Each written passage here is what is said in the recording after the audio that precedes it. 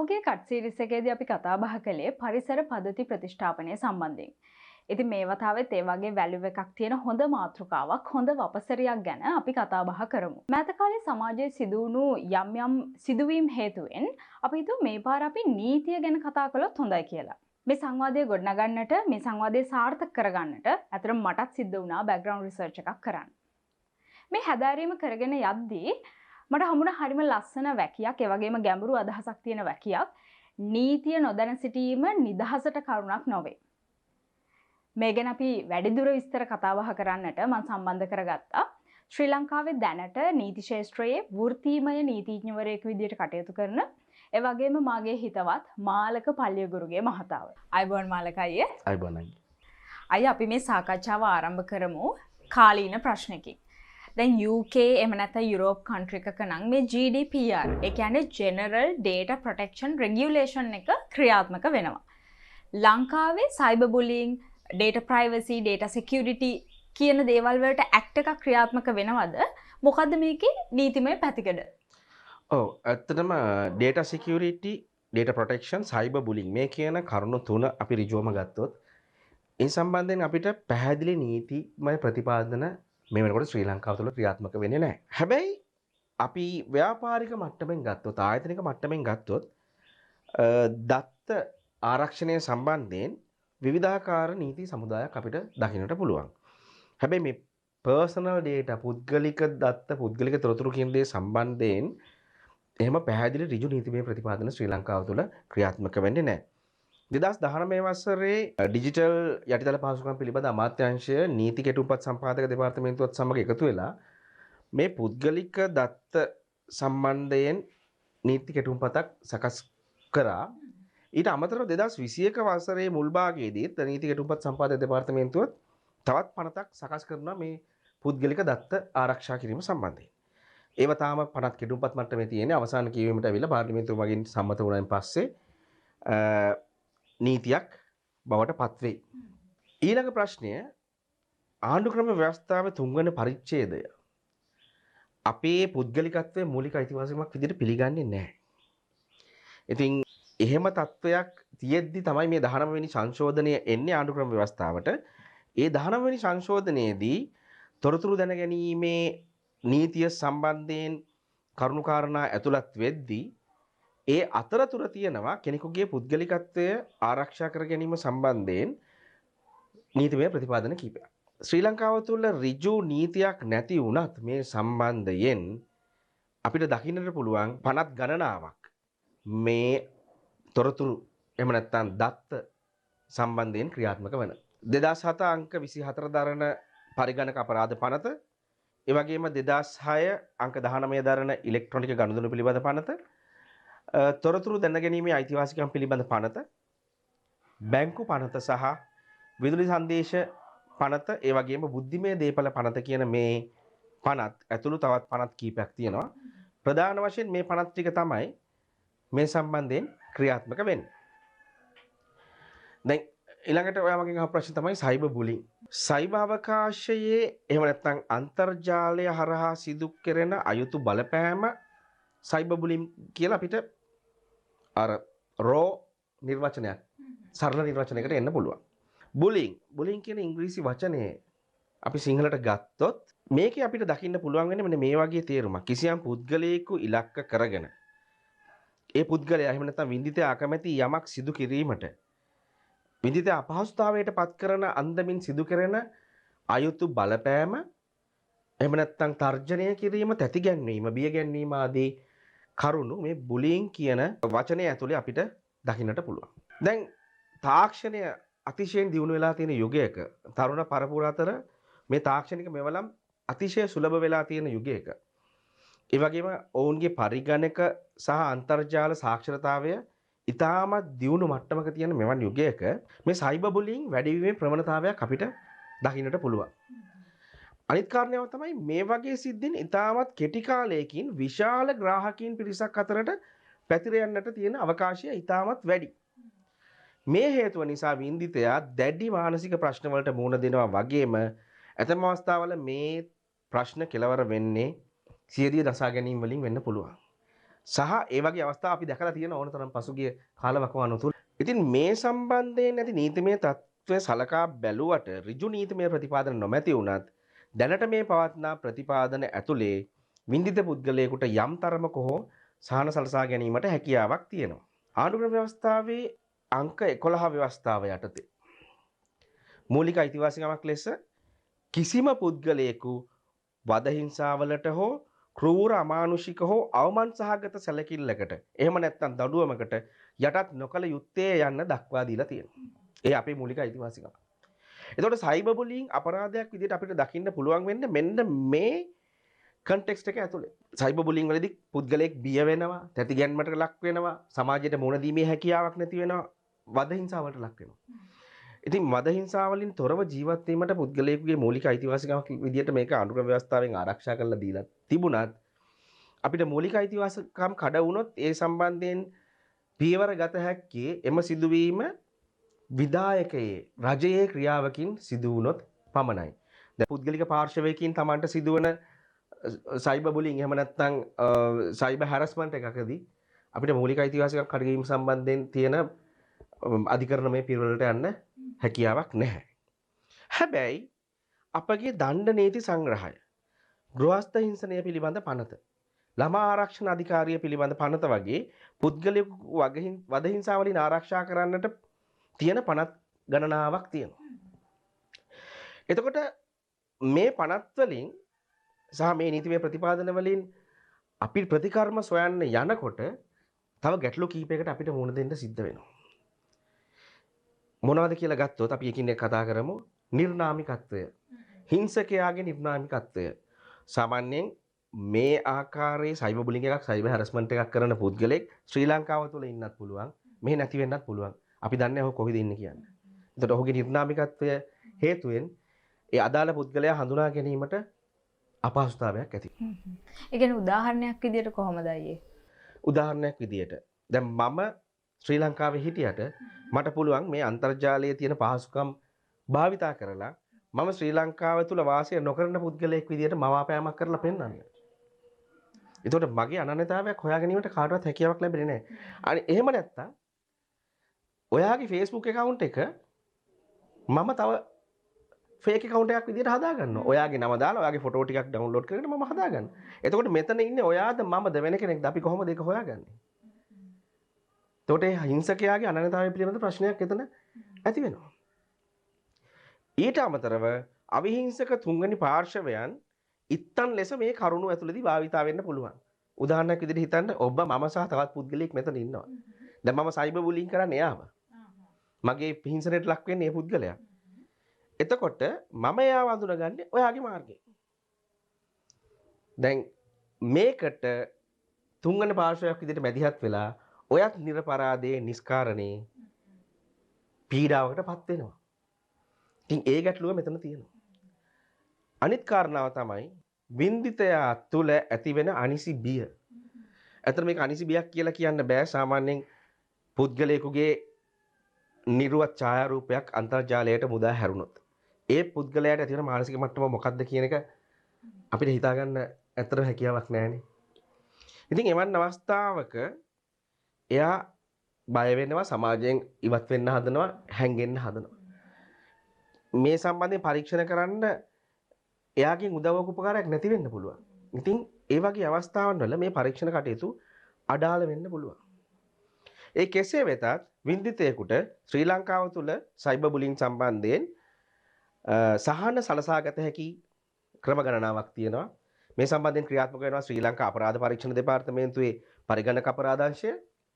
ඒ වගේම ශ්‍රී ලංකා සර්ට් ආයතනය, computer emergency readiness team, ඒ වගේම ශ්‍රී ලංකා ළමා ආරක්ෂණ අධිකාරිය වගේ ආයතන මේ සයිබර් බුලියින් සම්බන්ධයෙන් අපිට සහන ලබා දෙන්න ඉදිරිපත් වෙලා තියෙන ආයතන. ඉතින් මේවන් ආයතනයකට පැමිණිල්ලක් ඉදිරිපත් කරායින් පස්සේ මට මේ සයිබර් අවකාශය හරහා සිදු වුණු පීඩාවට, හිංසාවට, කරදරයට ප්‍රතිකර්ම ලබා ගැනීමේ හැකියාව ශ්‍රී ලංකාව තුළ තියෙනවා.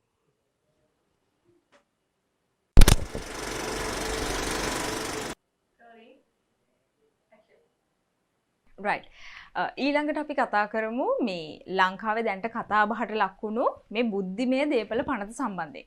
අය මොකද්ද මේ බුද්ධිමය දේපල පනත කියන්නේ? මොකද්ද මේ බුද්ධිමය දේපල පනතෙන් ආවරණය වෙන්නේ? මෙන්න මේකේ නීතිමය පැතිකඩ අපිට විස්තර කරන්නකෝ. ඔව්. බුද්ධිමය දේපල නීතිය. බුද්ධිමය දේපල නීතිය කියලා කියන්නේ පුද්ගලයෙකුගේ බුද්ධිමය නිර්මාණවලට නීතිමය ආරක්ෂාවක් ලබා දෙමින් ඒ නිර්මාණවල අනන්‍යතාවය සුරකින.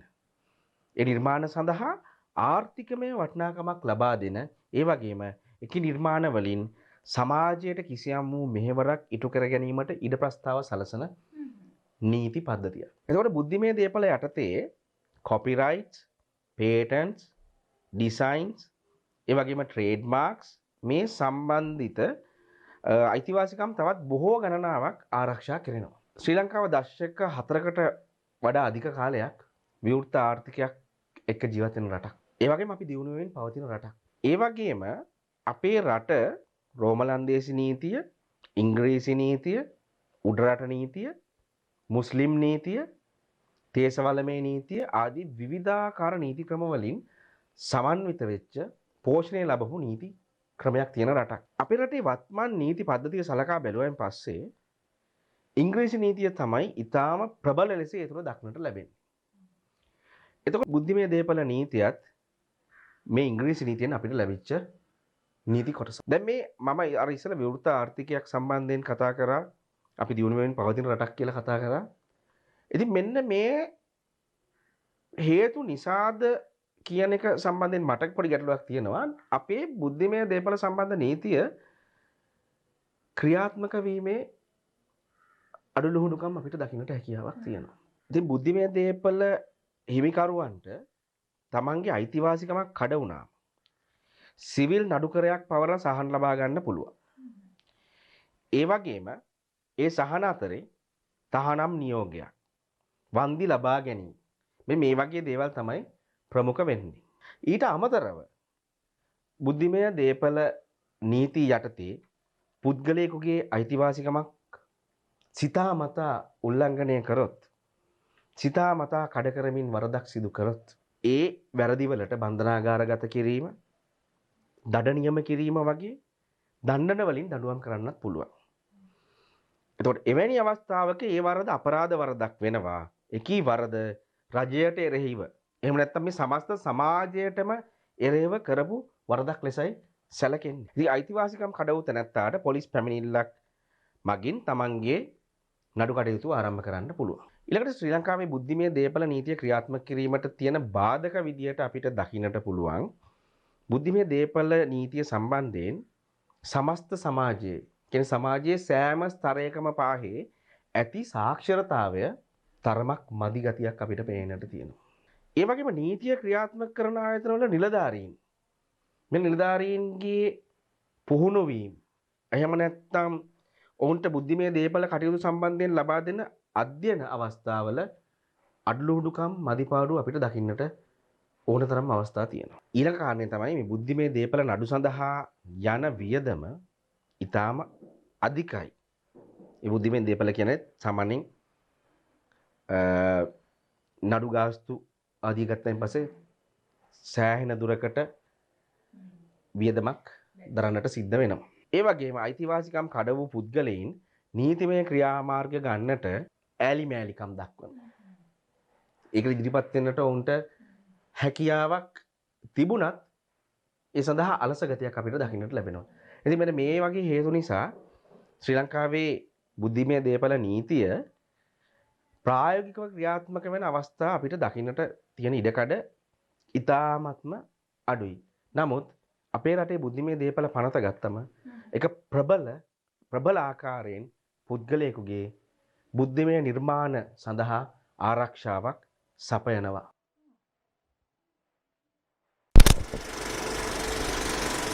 රයිට්. ඊළඟට අපි කතා කරමු මේ රටේ ශ්‍රම බලකායට තියෙන පොදු ගැටලුව ගැන. වැටුප් හා වේතන ගැටලුව. අයි මේ දැන් රජයේ ආයතනයක නම් සැලරි ස්කේල් එක හරියට නියාමනය වෙනවනේ. ප්‍රයිවට් සෙක්ටර් එකේ මේකේ තියෙන ප්‍රොසීඩියර් එක මොකද්ද? මේක මොනිටර් කරන ආයතන මොනවාද?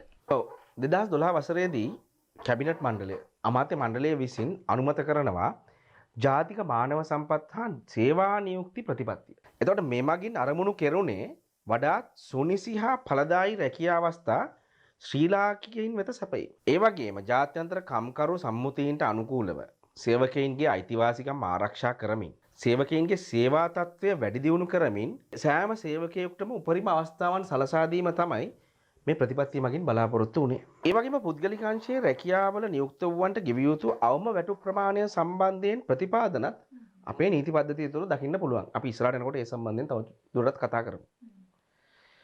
මේ වැටුප් වලට අමතරව පුද්ගලික අංශයේ රැකියාවල නියුක්ත වූවන්ට සමාජ ආරක්ෂණ ප්‍රතිලාභ ලෙස EPF සේවක අර්ථසාධක අරමුදල Employee Provident Fund ETF සේවා නියුක්තියන්ගේ බාර අරමුදල මේ සමාජ ආරක්ෂණ ප්‍රතිලාභ දෙක හඳුන්වලා දෙන්න පුළුවන්. මේ ප්‍රතිලාභ ලබා ගැනීමට මේ අරමුදල් වලට ගෙවිය යුතු සමාජික මුදල් අදාළ ආයතනය විසින් කොටසකුත් සමාජිකයා විසින් කොටසකුත් වශයෙන් එකතු කරලා මේ අරමුදලට බැර කළ යුතුයි. ඊට පස්සේ සේවය අවසන් වුණායින් පස්සේ පසුකාලීනව සමාජ ආරක්ෂණ ප්‍රතිලාභයක් විදියට එකවර ගෙවෙන මුදලක් විදියට මේ මුදල් විවිධ අවස්ථාවන් වලදී අපිට ලබා ගැනීමේ හැකියාව තියෙනවා. රාජ්‍ය අංශයේ වගේම පුද්ගලික අංශයේ රැකියාවල නියුක්ත වන්නන්ටත් බැටුප් සහ සමාජ ආරක්ෂණ ප්‍රතිලාභ සඳහා පැහැදිලි ප්‍රතිපාදන තියෙනවා. දැන් අපේ රටේ පවතින ආර්ථික ක්‍රමයත් එක්ක පුද්ගලික අංශයේ වැටුප් සම්බන්ධයෙන් බොහෝ අවස්ථාවල ගැටලු මතුවෙනවා. මේ වැටුප් සම්බන්ධ ගැටලු निराකරණය කිරීමට ඒ කියන්නේ වැටුප් නිර්ණය කිරීමේ ක්‍රමවේදයක් සකස් කිරීමට රජය සේවා යෝජකයෝ ඒ වගේම වෘත්තීය සමිති කියන මේ ත්‍රිපාර්ශ්වයම එකතු වෙලා කටයුතු කළ යුතුයි. නමුත් ඒ සම්බන්ධතාවය වඩාත් පැහැදිලි මට්ටමක අපිට දකින්නට නෑ මේ ශ්‍රී ලංකාවේ වර්තමානයේ ක්‍රියාත්මක වන තත්ත්වය තුළ. ඊට අමතරව අපි වැටුප් සම්බන්ධයෙන් ගත්තොත් පුද්ගලික අංශයේ සේවකයන්ගේ වැටුප් සම්බන්ධයෙන් නීතිමය ප්‍රතිපාදන දකින්න පුළුවන් ප්‍රධානම පනත් පඩිපාලක සභා ආඥා පනත, සාපුවා කාර්යාලය සේවක පනත, ඒ වගේම සේවකයන්ගේ අවම වැටුප් පිළිබඳ ජාතික පනත. මේ පනත් තුන තමයි පුද්ගලික අංශයේ සේවකයන්ගේ වැටුප් සම්බන්ධයෙන් අවශ්‍ය නෛතික රාමුව සකස් කරන්නේ. ඒතර පඩිපාලක ආඥා පනත යටතේ ස්ථාපිත කරලා තියෙන පඩිපාලක සභා මට මතක හැටියට මේ සභා 44ක වගේ ප්‍රමාණයක් ශ්‍රී ලංකාව තුළ ක්‍රියාත්මකයි. මේ එක් එක් සභාව මගින් එක් එක් සේවය සම්බන්ධ අවම වැටුප් තීරණය කෙරෙනවා. සහ ඔවුන්ට ගෙවිය යුතු සෙසු දීමනා මොනවද මේ අදාළ වශයෙන් වැටුප සම්බන්ධයෙන් සියලුම කරුණු සාකච්ඡා කරන්නේ පඩිපාලක සභාව ඇතුළේ.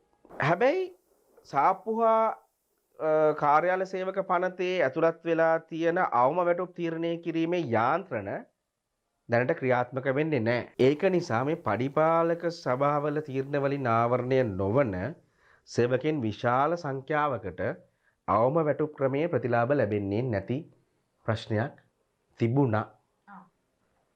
ඒ වෙනුවට සේවකයන්ගේ අවම වැටුප් පිළිබඳ ජාතික පනත මගින් සියලුම කර්මාන්ත සහ සේවාවල නියුක්ත වෙලා ඉන්න සේවකයින්ට අවම වැටුප් ස්ථාපිත කිරීමේ යාන්ත්‍රණයක් ඇති කරලා තියෙනවා. ඉතින් මේ ආකාරයෙන් ගත්තයින් පස්සේ පුද්ගලික අංශයේ බහුතරයකගේ වැටුප් නියාමනය වෙමින් පවතින බවට අපට උපකල්පනය කරන්න පුළුවන්. සේවා යෝජකයෙකු නීත්‍යානුකූල නොවන ආකාරයට සේවකයාගේ වැටුපෙන් අයකර ගැනීම අඩු කර ගැනීම සිදු කෙරෙනවා නම් ඔහුට විරුද්ධව නඩු පවරා සහන ලබා ගැනීමට හැකියාවක් ඒ අනුව මේ අප රට තුළ පවතින නීති පද්ධතිය ඇතුලේ තියෙනවා.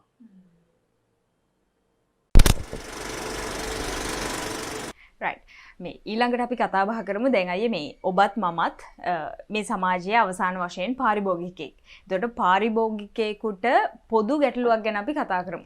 දැන් උදාහරණයක් විදියට හිතන්නකෝ අපි භාණ්ඩයක් මිලදී ගන්නට ගියාම එක කඩේක මිල ගණන් තව කඩේක වෙනස් වෙනවා.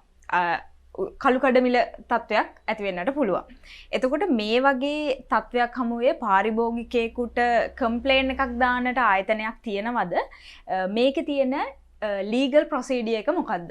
2003 අංක 9 දරන පාරිභෝගික කටයුතු අධිකාරිය පිළිබඳ පනත මගින් භාණ්ඩ සඳහා උපරිම මිලක් නියම කිරීම සඳහා ගිවිසුම් වලට එළඹීම, නිශ්චිත භාණ්ඩවල මිල සංශෝධනය කිරීම සඳහා අධිකාරියේ ලිඛිත පූර්ව අනුමැතිය ලබා දීම. සහ ගැසට් පත්‍රයක පළ කරනු ලබන නියමයක් මගින් උපරිම මිලක් නියම කිරීම කියන බලතල අධිකාරියට ලබා දීලා තියෙනවා.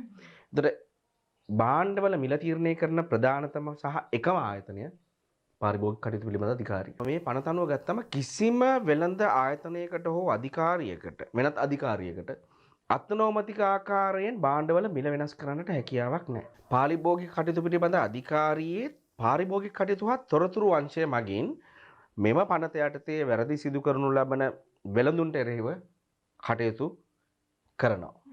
ඔවුන් ඒ සඳහා වෙළඳපොළ වැටලීම්, විමර්ශන ආදී උපක්‍රමයන් භාවිතා කරනවා. මේ වැටලීම් හා විමර්ශන අධිකාරිය ප්‍රධාන කාර්යාලය මගින් මෙන්ම දිස්ත්‍රික් කාර්යාල ජාලය හරහාද සිද්ධ කරනවා. එතෙන්දී නීතිය රැහැනට හසු වෙන වෙළෙන්දුන් අදාළ ප්‍රදේශයේ මහේස්ත්‍රාත් අධිකරණයට ඉදිරිපත් කරලා ඔවුන්ට එරෙහිව නීතිමය කටයුතු සිදු කරමින් පවතිනවා. මේ පනත යටතේ වැරදි ක්‍රියාවන් ගණනාවක් හඳුන්වලා දීලා තියෙනවා. මම පොඩක් ඒ සම්බන්ධයෙන් එකින් එක කියන්නම්. යම් භාණ්ඩයක ඇති ලේබලයක්, විස්තරයක් හෝ ලකුණු කරන ලද මිලක් ඉවත් කිරීම, වෙනස් කිරීම, කපා හැරීම, මකා දැමීම හෝ විකෘති කිරීම හෝ එවැනි දේ කරන ලද භාණ්ඩ විකිණීමට ඉදිරිපත් කිරීම. දෙවැනි එක භාණ්ඩ ලේබල් කිරීම, මිල ලකුණු කිරීම, ඇසිරීම, විකිණීම, සෑදීම, ආනයනය කිරීම, අලෙවි කිරීම, ගබඩා කිරීම හා රැස් කිරීම. මේ සියලුම කටයුතු සම්බන්ධයෙන් නිකුත් කරනු ලබන නියෝග ක්‍රියාත්මක කිරීමට කිසියම් වෙලෙදෙක් අපොහොසත් වුණොත් හෝ මේ නියෝග කඩ කරොත් ඔහුට විරුද්ධව මහේස්ත්‍රාත් අධිකරණයේ නඩු පැවරීමක් සිදු කරන්න පුළුවන්. ඊට අමතරව නියම කරන ලද මිලකට හෝ ලකුණු කරන ලද මිලකට වඩා වැඩි මිලකට භාණ්ඩ විකිණීම හෝ විකිණීම සඳහා ඉදිරිපත් කිරීම මේ පනත යටතේ වරදක්. අධිකාරිය විසින් නිශ්චය කරනු ලබන ප්‍රමිති පිරිවිතරවලට අනුකූල නොවන පරිදි භාණ්ඩ නිෂ්පාදනය කිරීම, සැපයීම, ගබඩා කිරීම, ප්‍රවාහනය කිරීම හෝ අලෙවි කිරීම, එහෙම නැත්නම් යම් සේවාවක් සැපයීමට අපොහොසත් වීම. ව්‍යංගයෙන් හෝ යම් ආකාරයෙන් හෝ දෙන ලද ප්‍රතිඥාභාරයකට හෝ සහතික වීමට අනුකූල නොවන භාණ්ඩ සෑදීම හෝ විකිණීම. ඒ කියන්නේ අපි කලින් මොකක් හරි දෙයක් මේ විදිහට කරනවා කියලා ඇග්‍රි වෙලා තියෙනවා නම් අධිකාරියෙන් නියාමනයක් දීලා තියෙනවා නම් උදාහරණයක් විදිහට ගත්තොත් හාල්. ඔයා හාල් සකස් කරන්න ඕනේ මේ ආකාරයට. හාල් ගෝණියක් තියෙන්න ඕනේ මේ විදිහට. මේ පැක් එක එන්න ඕනේ මේ විදිහට. මේකේ බර තියෙන්න ඕනේ මේ විදිහට. මේ කියලා තියෙන විදියට අපි එකඟ වෙලා තියෙන ප්‍රතිඥාවක් ලබාගෙන තියෙන විදියට පටහැනිව කටයුතු කරොත් ඒකත් මේ පනත යටතේ වැරද්දක්. එකඟ වූ උපරිම මිලකට හෝ ප්‍රමිතියකට අදාළ වන පරිදි භාණ්ඩ සපයන බවට කිසියම් නිෂ්පාදකයෙකු හෝ වෙළෙන්දෙකු සමග අධිකාරිය එළඹෙන ලද ලිඛිත ගිවිසුම් වල කොන්දේසි කඩ කිරීම. ඒක පැහැදිලි. ඊට අමතරව වෙළෙන්දෙකු විසින් තමා සන්තකයේ තබා ඇති භාණ්ඩ විකිණීම ප්‍රතික්ෂේප කරනවා නම් හංගගෙන ඉන්නවා නම් බඩු තියෙද්දි හංගන් ඉන්නවා නම් දැන් උදාහරණයක් විදිහට ගත්තොත් ආදරය 12න් පස්සේ මොකක් හරි භාණ්ඩයක මිලක් ඉහළ නියම වෙන්නට තීරණය කරලා තියෙනවා. හැබැයි අපේ ගෙදර ගාව කඩේ මුදලාලි මොකද කරන්නේ? මේ ටික හංගගෙන තියාගෙන ඉන්නවා විකුණන්නේ නැතුව වැඩි මිලකට විකුණන්න අයුතු ලාභයක් උපයන්න. මේ සම්බන්ධයෙන් තොරතුරු අධිකාරියට ලැබුණොත් වහාම වැටලීමක් විමර්ශනයක් සිදු කරලා මේ වෙළෙන්දාට එරෙහිව නීතිය ක්‍රියාත්මක කරනවා. වෙළෙන්දෙකු විසින් තමා සන්තකයේ භාණ්ඩ නොමැති බව කියා සිටීම හෝ කොන්දේසි වලට යටත්ව භාණ්ඩ විකිණීමට අපොහොසත් වේ. අයි මේ මම පුංචි බාධා කිරීමක් කරන්න මේක අපි කටක තියාගන්න මේ අපි පෙට්‍රල් ගමුකෝ. පෙට්‍රල් මිල වැඩි කරනවානේ. රෑ නිදාගද්දි එක මිලක්, උදේ නැගිටිද්දි එක මිලක්. එහෙම පුළුවන් ද රජයට එකපාරට තීරණයක් ගන්න? හැකියාවක් තියෙනවා. මොකද භාණ්ඩවල මිල නියම කරන්නේ, මිල තීරණය කරන්නේ ප්‍රධාන වශයෙන්ම රජය විසින්. රජයේ අධිකාරිය තමයි පාරිභෝගික කටයුතු පිළිබඳ අධිකාරිය ක්‍රියාත්මක කරන්නේ. එතකොට ලෝක වෙළඳපොළ සම්බන්ධ ලෝක වෙළඳපොළේ සිදුවන මිල උච්චාවචනය වීම වලට අනුකූලව අප රටේ භාණ්ඩවල මිල වෙනස් විය යුතුයි. ඉතින් දැන් මේක වැඩි වෙනකොට වැඩි වෙන්න ඕන අඩු වෙනකොට අඩු වෙන්න ඕනේ මම දන්නේ රටේ තුල වැඩි වෙනකොට නම් වැඩි වෙනවා අඩු වෙනකොට කවදාවත් අපි අවස්ථා කීපයක විතරක් අපි ඒක දැක්කා මේ පසුගිය වකවානුව තුල සමහර දේවල් අඩු වෙනකොට අඩු වුණා හැබැයි ඉතින් ඊට වැඩි ඉක්මනට වැඩි වෙනකොට වැඩි වෙනවා ඉතින් ඒකට ඇත්තරම රජයකට පුළුවන් ඒ සම්බන්ධයෙන් ක්‍රියාමාර්ග ගන්න රජයට පුළුවන් මේ මිල වැඩි කිරීම සිද්ධ කරන්න එතනින් මේ අසරණ වෙන්නේ පාරිභෝගිකයා නෙමේද? පාරිභෝගිකයා අසරණ වීම කියන කරුණ එතන තියෙනවා. නමුත් විවෘතාර්ථික ක්‍රමයක් තුල පවතින රටක් විදියට ගෝලීය සම්බන්ධතා සමග ඉදිරියට යන රටක් විදියට අපිට හැම වෙලාවෙම පාරිභෝගිකයාගේ සුවපහසුව පිළිබඳව හිතන්නට හැකියාවක් ලැබෙන්නේ නැහැ. ඒතර එවන් අවස්ථාවල අත්‍යවශ්‍යම හේතුවක් මත අපිට ඇඩප්ට් වෙන්න වෙනවා. ඇඩප්ට් වෙන්න වෙනවා. ඉතින් එහිදී රජයට තව වගකීමක් තියෙනවා. භාණ්ඩවල මිල අඩු වෙනවා නම් ලෝක වෙළඳපොළ ඇතුලේ ඒ සහනයත් ඉතාමත් ඉක්මනට ජනතාවට ලබා දීම. ඒ සම්බන්ධයෙන් රජයේ ප්‍රතිපත්තියක් තිබිය යුතුයි. ඒ කියන තැන මම ඉන්නවා. ඊට අමතරව අධිකාරිය විසින් කිසියම් නිශ්චිත මිලක් දක්වා තියෙනවා නම් කිසියම් වූ අවස්ථාවක අපිට ඒක වෙනස් කරන්න සිද්ධ වෙනවා කියලා හිතමු. දැන් උදාහරණයක් විදිහට ඔය ලංකාවේ ඔය ප්‍රශ්නේ එනවා සාමාන්‍යයෙන් පොල් වලට, බිත්තර වලට, කුකුල් මස් වලට උත්සව කාලයක් ලඟ වෙනකොට මේ භාණ්ඩවල මිල ඊටාම අසීමාන්තික විදිහට ඉහළ යනවා. එහෙම සිද්ධ කරන්න බෑ අධිකාරියේ పూర్ව ලිඛිත අනුමැතියක් නොමැතිව. දැන් අධිකාරිය විසින් නිශ්චිතව දක්වා තියෙනවා නම් කුකුල් මස් කිලෝ එකක් රුපියල් 500යි කියලා. ඒ 500ට වැඩි කරන්න කිසිම කෙනෙක්ට හැකියාවක් නැහැ. වැඩි කරනවා නම් මම ලිඛිත పూర్ව අනුමැතියක් ලබා ගත යුතුයි අධිකාරිය. එතකොටයි දැන් ඔය පොල් සම්බන්ධව මේ පහුගිය කාලේ කතා බහ වුණානේ මේ වලල්ලක් අරගෙන ඒකෙන් පොල් මයින් මේ වගේ දේවල් මේ ඇත්තටම මේ හාස්‍යයටත් ලක් වුණා මේ සමහර දේවල්. හැබැයි මේක ඇත්තටම ඒක ස්ටෑන්ඩඩ් විදියක්ද ඒ කරන මෙහෙම දැන් පොල් වගේ දෙයක් ගත්තම ඒක පොල් ගෙඩිය ගහෙන් ගහට වෙනස්නේ. ඔව්. එක ගහක කට්ට ලොකු වුණාට ඇතුලේ මදේ පොඩි. තව ගහක කට්ට පොඩි හැබැයි ඇතුලේ මදේ ලොකු. අපිට ඕක බලන්න බෑ එළියෙන්. පොල් ගෙඩිය ප්‍රමාණය කොච්චරද මේකෙන් වේල් කීයක් කන්න පුළුවන්ද? මේ එහෙම අපිට හොයන්න බෑනේ.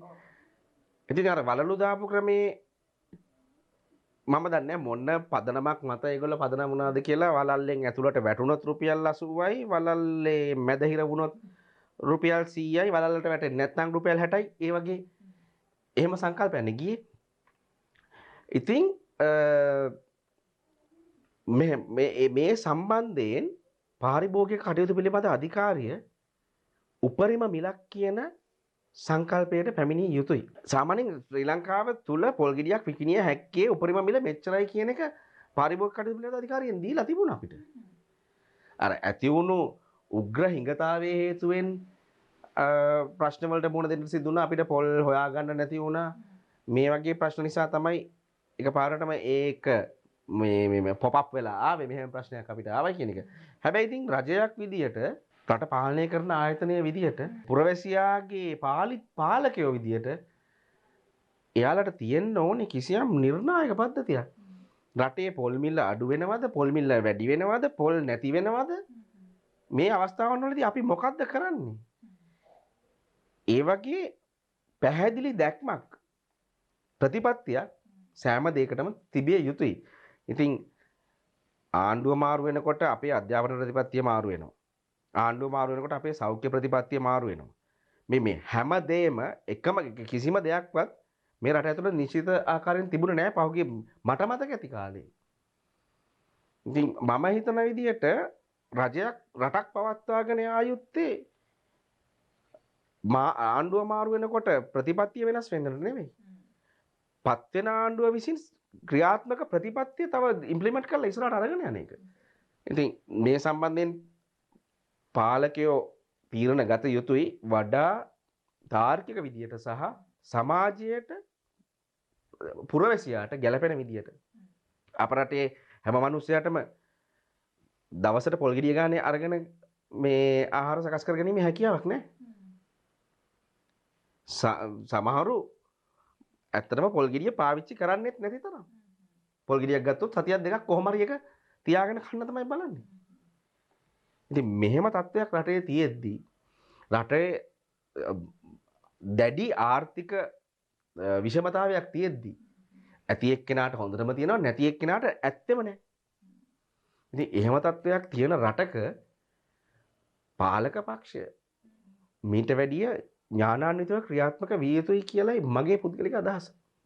නිසකව අපිට මේ තව කෙනෙක්ට පලි දරන්න ගහන පොල් එදා වේල කණ්ඩ හොයාගන්න නැත්තේ ඇයි?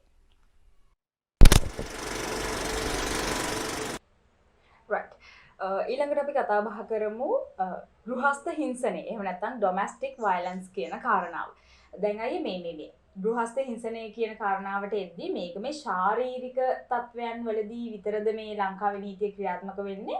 එහෙම නැත්නම් මේක මානසික හිංසනයන් වලදීත් මේ නීතිය ඒ විදිහටම ක්‍රියාත්මක වෙනවද? ගෘහස්ත හිංසනය පිළිබඳ ශ්‍රී ලංකාව තුළ ක්‍රියාත්මක වන නීතිය Prevention of Domestic Violence Act එහෙම නැත්නම් ගෘහස්ත හිංසනය වැළැක්වීම පිළිබඳ පනත. ඇත්තටම අනු කිව්වා වගේ ගෘහස්ත හිංසනය ශාරීරික සහ මානසික හිංසනය එහෙම නැත්නම් emotional abuse මේ ආකාර දෙකකින්ම සිදු වෙන්න පුළුවන්. ශාරීරික හිංසනය වරදක් විදියට මේ කාලාන්තරයකට කලින් ඉඳලම දණ්ඩ නීති සංග්‍රහය විසින් හඳුනාගෙන තිබුණා. මේ පනත හඳුන්වා දුන්නයින් පස්සේ ගෘහස්ත ප්‍රචණ්ඩත්වය නිසා කිසියම් පුද්ගලයෙක්ට ඇතිවන මානසික හිංසනය emotional abuse මේ හිංසාවක් වද හිංසනයක් ලෙස හඳුනාගෙන තියෙනවා. එතකොට ගෘහස්ත හිංසනයට ලක් වූ කිසියම් පුද්ගලයෙක්ට ස්ත්‍රී පාර්ශවයක් හෝ වේවා පිරිමි පාර්ශවයක් හෝ වේවා පාර්ශවයන් දෙකම ගෘහස්ත හිංසනයේ විඳිතයන් විය හැකි.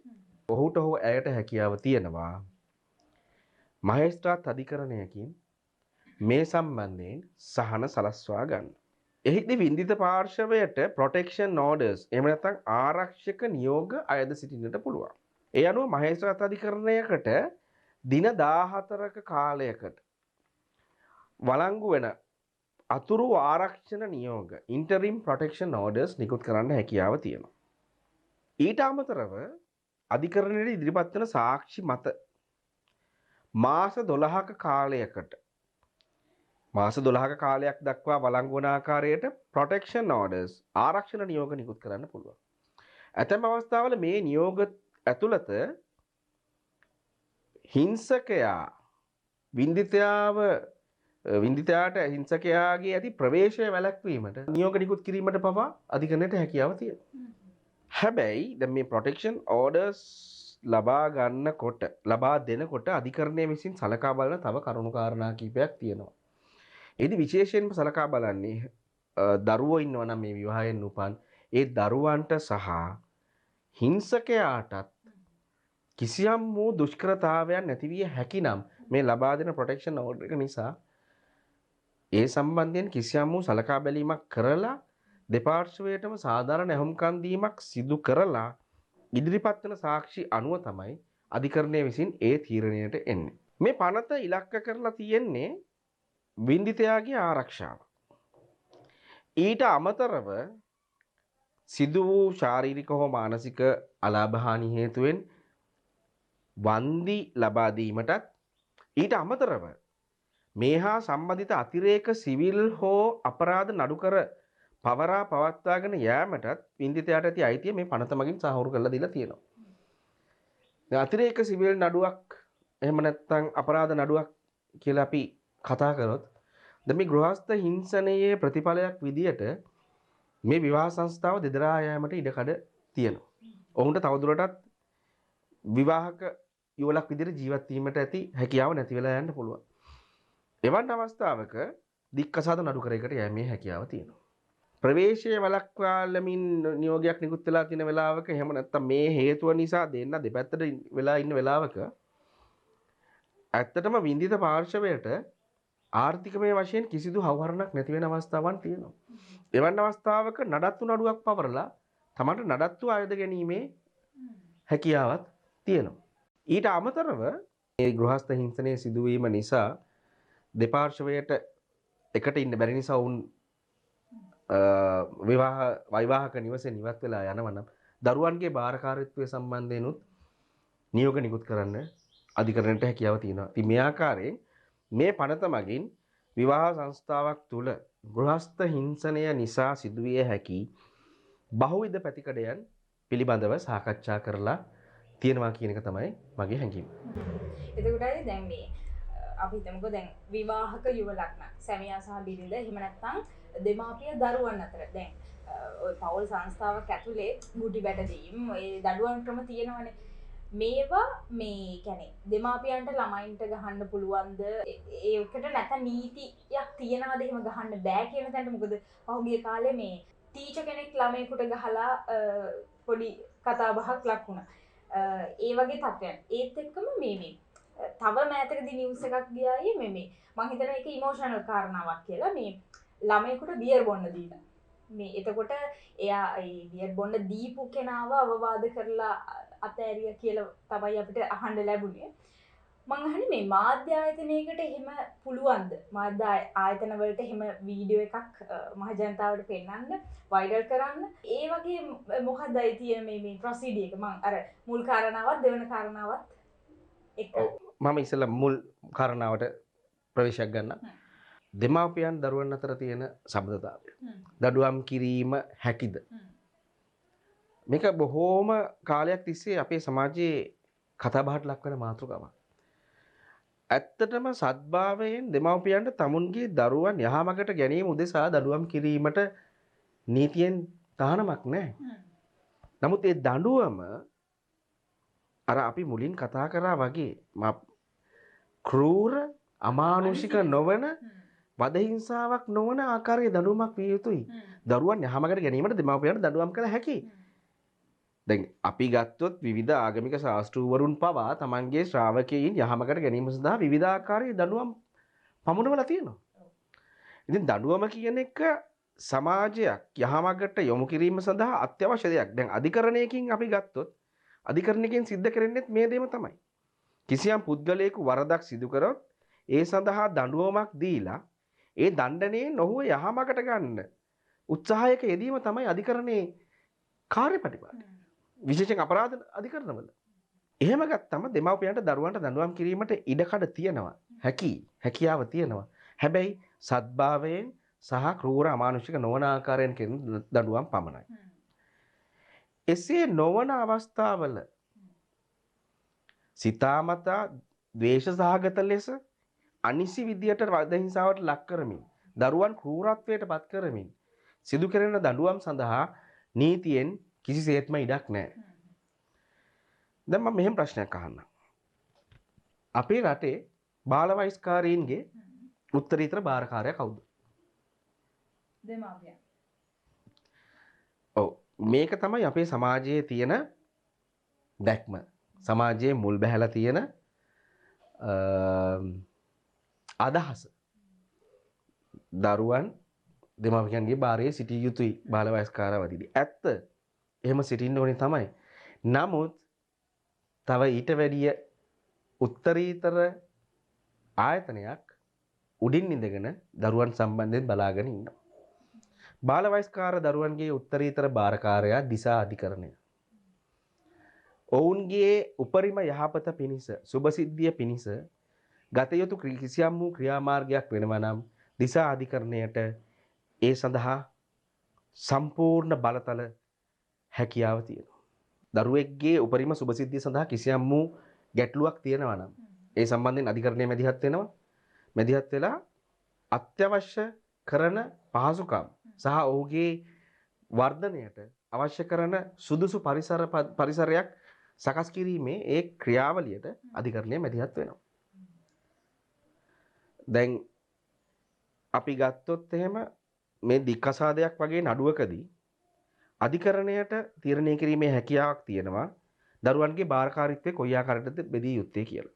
දරුවාගේ උපරිම සුභසිද්ධිය තියෙන්නේ වෙන් වෙලා යන අම්මා ළඟ නම් අදාළ සාක්ෂි විමසා බලලා අධිකරණයේ සෑහීමකටපත් වෙනවා නම් ඒ අම්මට දරුවා බාර දෙන්න පුළුවන්. දරුවාගේ උපරිම සුභසිද්ධිය තියෙන්නේ තාත්තා ගාව නම් තාත්තට බාර දෙන්න පුළුවන්. මේ ආකාරයෙන් දැන් අපි කතා කර හිටපු ගෘහස්ත හිංසනය නිසා ඇතිවිය හැකි විවිධාකාර අතුරු ප්‍රතිඵලවලටත් මේ ගෘහස්ත හිංසනය පිළිබඳ පනතේ ඊටාම විශාල පුළුල් පරාසයක සහනයන් සලසා දීලා තියෙනවා. ඒ කියන්නේ මේ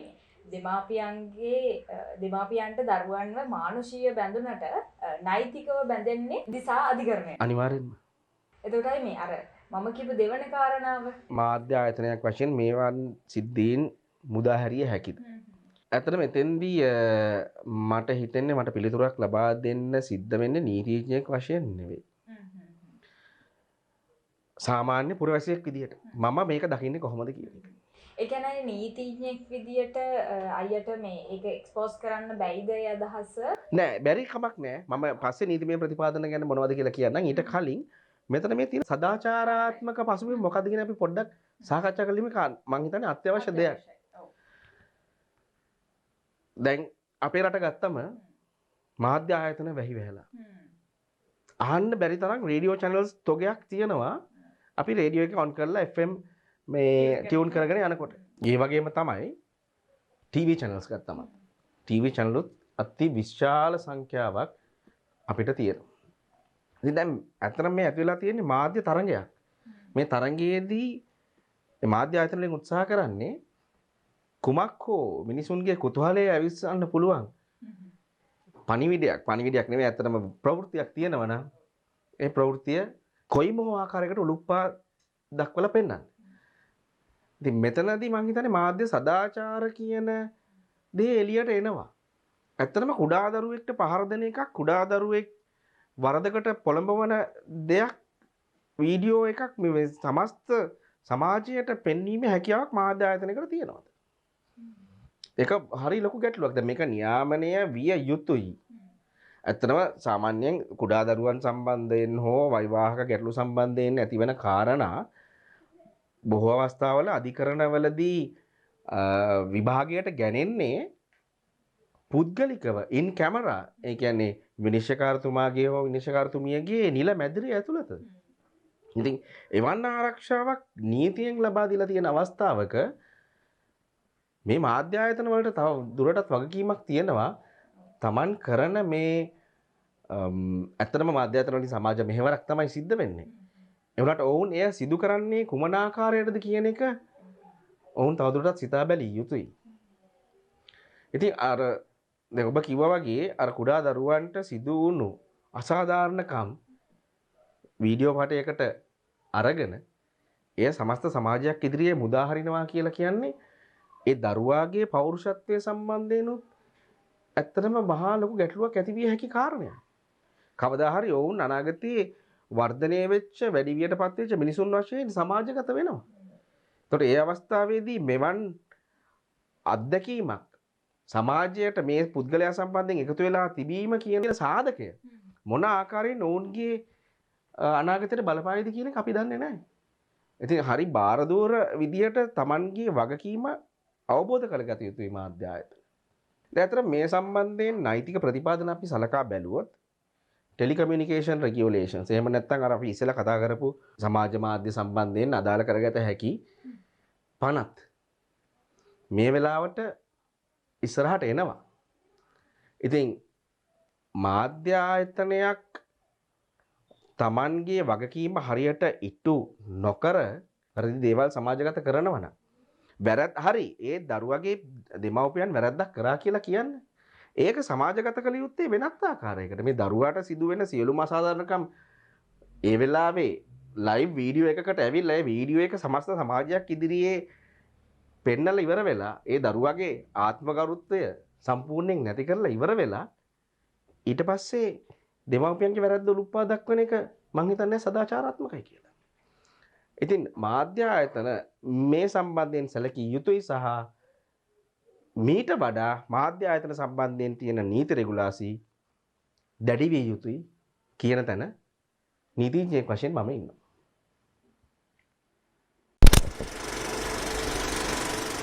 හරි. අපේ මේ සීරීස් එකේ අවසාන ප්‍රශ්නය විදියට මේ මම තෝරගත්තා මේ දැන් අයියේ මේ සමාජයේ අපි මේ හිතාගෙන ඉන්න දෙයක් තමයි මේ නීතිය යල් පැන ගියප එකක් කියලා එක. ඇත්තටම නීතිය යල් පැන ගිහින්ද නැත්තම් මේක යාවත් කාලීන වෙමින් තියෙන එකක්ද? මම මේකට මෙහෙම උත්තරයක් දෙන්නද? දැන් මම ගිය සතියේත් අධිකරණයට ගියානේ නඩු කටයුතු සඳහා. එතකොට අදටත් වැරදිකාරයින්ට දඬුවම් දෙනවා. අගතියටපත් පාර්ශවයින්ට වන්දි ප්‍රදානය කරනවා.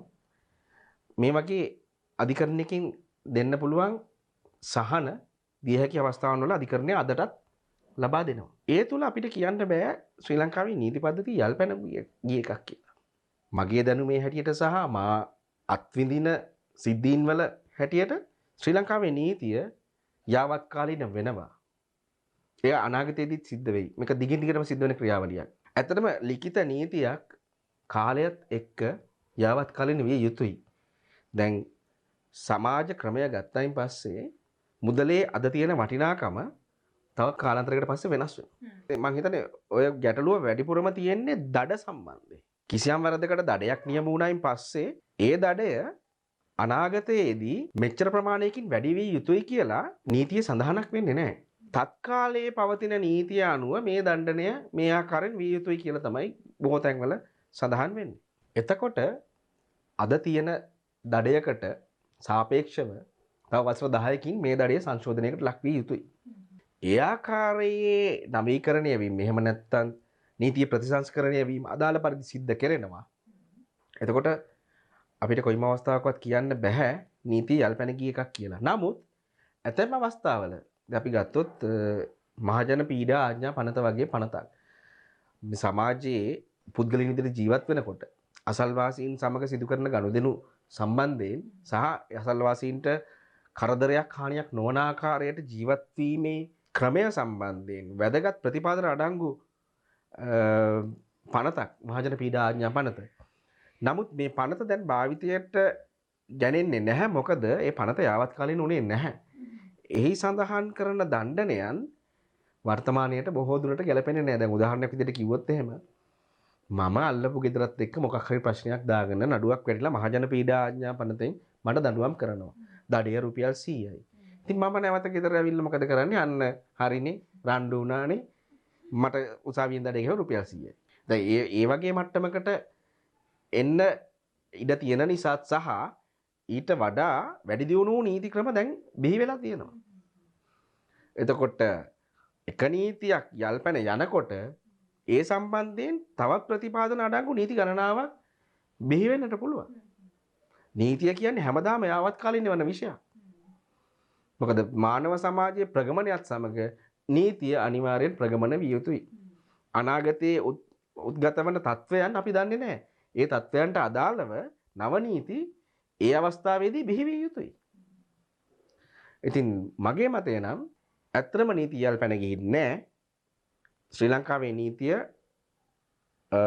බොහෝ දුරට කියන්නේ 99% වගේ ප්‍රතිශතයකට යාවත් කාලින වෙමින් පවතින නීතියක්. මමයි මේ අතුරු ප්‍රශ්නයක් විදියට මේ හරිම සරල විදියට ප්‍රශ්න අහන්නම්. නීතිය අපි කාටත් පොදුද? නීතිය අන්ධද? අමාරු ප්‍රශ්නයක්. ඔව්. නීතිය පොදු විය යුතුයි සියලුම දෙනාට. නීතිය සකස් කරන්නේ මිනිස්යන් විසින්. අපි වෙනුවෙන් නියෝජිත වෙන පිරිසක් පත් කරලා යවනවා ව්‍යවස්ථාදායකයට එහෙම නැත්නම් පාර්ලිමේන්තුවට.